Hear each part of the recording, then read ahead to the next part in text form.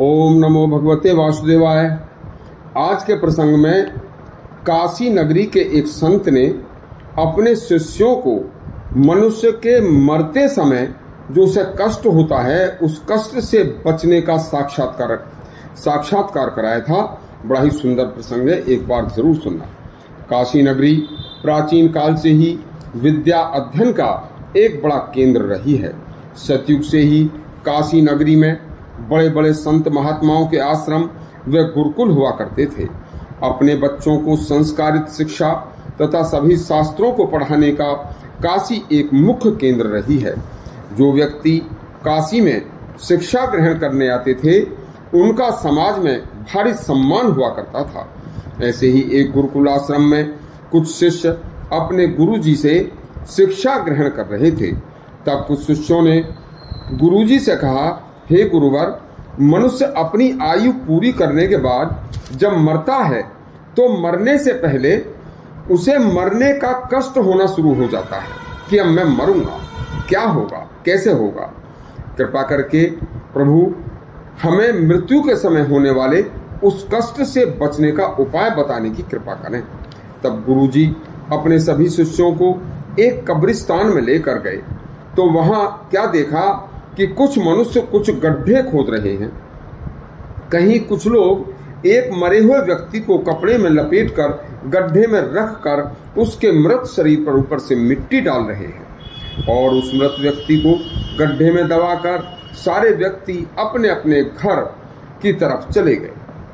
और थोड़ी देर पहले तक अपने पूरे परिवार के साथ रह रहा वह व्यक्ति अब अकेला सुनसान जंगल में जमीन में अकेला पड़ा रह गया। इसके बाद गुरुजी ने शिष्यों को मणिकर्णिका शमशान घाट लेकर गए तो वहां क्या देखा कि बहुत से मरे हुए मनुष्यों की चिताएं जल रही थी। बहुत सारे लोग नई चिता तैयार कर रहे थे और बहुत से मरे हुए मनुष्य अपनी तैयार की जा रही चिता के पास जमीन पर नंगे पड़े थे। लकड़ी की चिता तैयार हो जाने के बाद उस मरे हुए मनुष्य को उठाकर चिता में रख दिया और लकड़ी की चिता को अग्नि लगा दी गई। बस सूखी लकड़ियों में धधकती अग्नि के बीच मरे हुए मनुष्य का शरीर धू धू कर चलने लगा और कुछ ही देर में सूखी लकड़ियों में धधकती अग्नि के बीच मरे हुए मनुष्य का कुछ ही देर में शरीर राख बन गया और सभी परिवारजन, सगे संबंधी उस अपने घर के सदस्य को, जो कि एक सुंदर शरीर था, कुछ घंटे पहले तक अपने परिवार के सदस्यों के साथ हंस बोल रहा था, खा पी रहा था, सभी परिवार के लोगों का वह अति प्यारा था, उसे जलाकर उसकी राख बनाकर और उसकी राख को भी गंगा जी में बहाकर सब परिवार के लोग अपने अपने घर को चले गए। शमशान घाट किसी लाश मृतक शरीर की लकड़ी के ढेर में जल रहा है।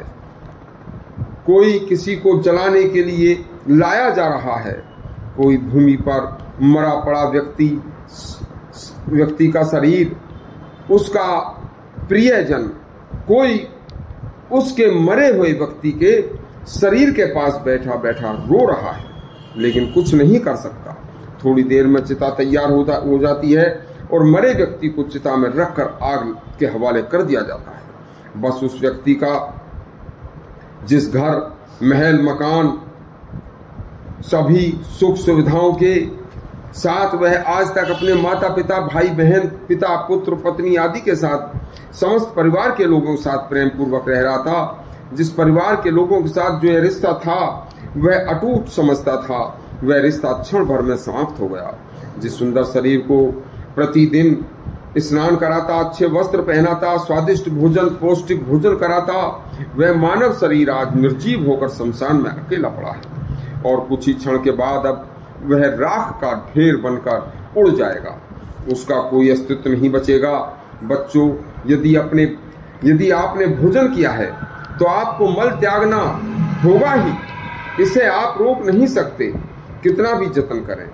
देखिए, उसी तरह से यदि आपने जल पिया है तो मूत्र त्यागना ही होगा, आपके पास उसे रोकने की कोई युक्ति नहीं है। इसी प्रकार बच्चों, यदि आपने जन्म लिया है तो तो किसी भी योनि में क्यों न हो आपको मरना ही पड़ेगा, इसे कोई रोक नहीं सकता। जैसे सूर्य प्रतिदिन निकलता है, इसे कोई रोक नहीं सकता, उसी प्रकार जीव का जन्म लेकर मरना है, यह पैदा होता है ही मरने के लिए है, उसे कोई रोक नहीं सकता।